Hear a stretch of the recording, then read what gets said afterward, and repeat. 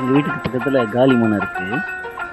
நான் என்ன பண்ணிகிட்டு இருக்கேன்னா, அதில் முள் செடி முளைஞ்சிருக்கு. மரமாகவே ஆயிடுச்சு கொஞ்சம் முடிஞ்ச வரைக்கும். அது வீட்டு பக்கம் மதிலில் சாஞ்சி அந்த வீட்டோடைய கதை ஜன்னல் பக்கம்லாம் வந்து வர அளவுக்கு இருக்குது. காலில் முள்ளெல்லாம் போட்டுக்கிட்டு இந்த கவர்லாம் நிறையா போட்டு எல்லாம் குப்பையாக யூஸ் பண்ண ஆரம்பிச்சிட்டாங்க. அது மட்டும் இல்லாமல் இதெல்லாம் வந்து நான் இப்போ எப்படியாவது நீக்கணும்னு ரொம்ப நாளாக முயற்சி பண்ணியிருக்கேன்.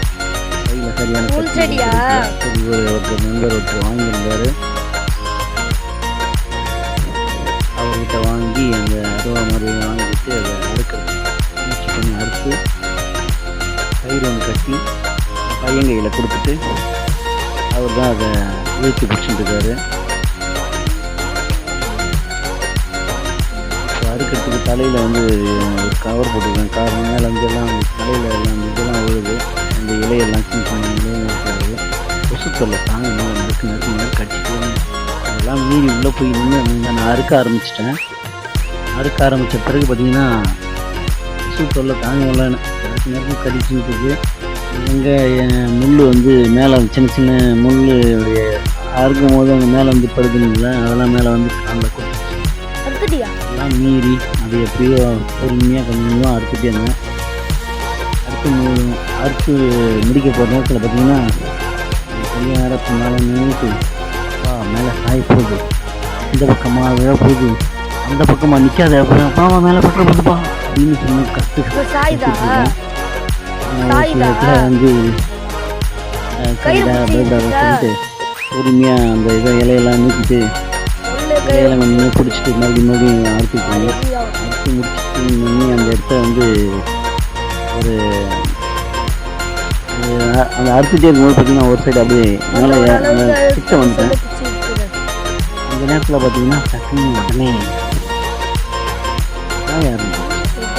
ஏன்னா நான் ஆப்போசிட் அறுக்கிற பக்கம் இல்லாமல் ஆப்போசிட்டாக கயிறு கட்டிக்க இழுக்கலன்னா அவனால் இழுக்க சின்ன பையன் அவனால் இழுக்க முடியல. திடீர்னு என் பக்கமே நான் நிற்கிற பக்கமே சாயாது பக்கம் உங்கள் பக்கம் தான் சாயுதுன்னு சொன்னேன். சரி என்ன பண்ணு தெரியாமல் சொன்னேன். அது முழுசாகவும் சாய மாட்டேங்குது. அதனால் கொஞ்சம் அது இன்னும் கொஞ்சம் இருக்கிற பிட்டு அது பக்கம் சாய்ஞ்சதுன்னா அது அறுத்துச்சுன்னா சாய்ச்சிடலாம் அப்படின்னு ஐடியா பண்ணி அந்த இன்னும் இருக்கிறத கொஞ்சமும் அதை எப்படி எப்படியோ பார்த்து அறுத்து அது கீழே சாயும் போது அது உட்காந்து அறுக்கிறதுக்கோ இல்லை வந்து என் நின்ன அளவுக்கு என் ஹைட்டுக்கு அறுக்கிறதுக்கோ எனக்கு இல்லாமல் இருந்துச்சு. அதனால் நான் என்ன பண்ணேன், டான்ஸ் ஆடுற மாதிரி இருந்துச்சு. என்ன பார்த்தா எனக்கு ஜோக்காகவும் இருந்துச்சு. என்னடா டான்ஸ் ஆடுனே அறுக்கிற முறைன்ற மாதிரி இருந்துச்சு. வேறு மேலே சாய ஆரம்பிச்சிது. டக்குன்னு ஃபுல்லாக சாஞ்சிச்சு. அதுக்கப்புறம் போயிட்டு இருப்பாங்கன்னா அவன் ஃபுல்லாக சாஞ்சிச்சு. இன்னும் கொஞ்சம் லைட்டாக இருந்துச்சு. அதுவும் கொஞ்சம் பிடிச்சி அதையும் கொஞ்சம் இன்னொரு அறுப்பு அறுத்தேன். அறுத்த பிறகு பார்த்தீங்கன்னா அதுவும் போனால் போதும் பாருங்க ரெண்டாவது வந்து வீட்டில் நிற்கிதா எங்கே அது இதுவாக போகுதுன்னு சொல்லிட்டு அறுத்து அதை கொஞ்சம் லைட்டாக அப்படி அறுத்த பிறகு தான் ஃபுல்லாகவே சாய ஆரம்பிச்சிது. ஃபுல்லாக சாஞ்சோன்னே வேறு வழி கிடையாது. பிளைடு வந்து என்ன பண்ணுதுன்னு தெரியல.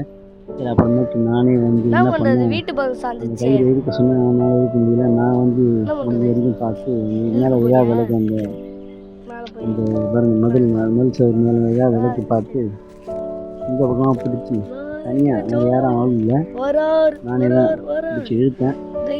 பரவாயில்ல அப்படியே கொஞ்சம் லைட்டாக இந்த பக்கமாக வந்து விழுந்துருச்சு.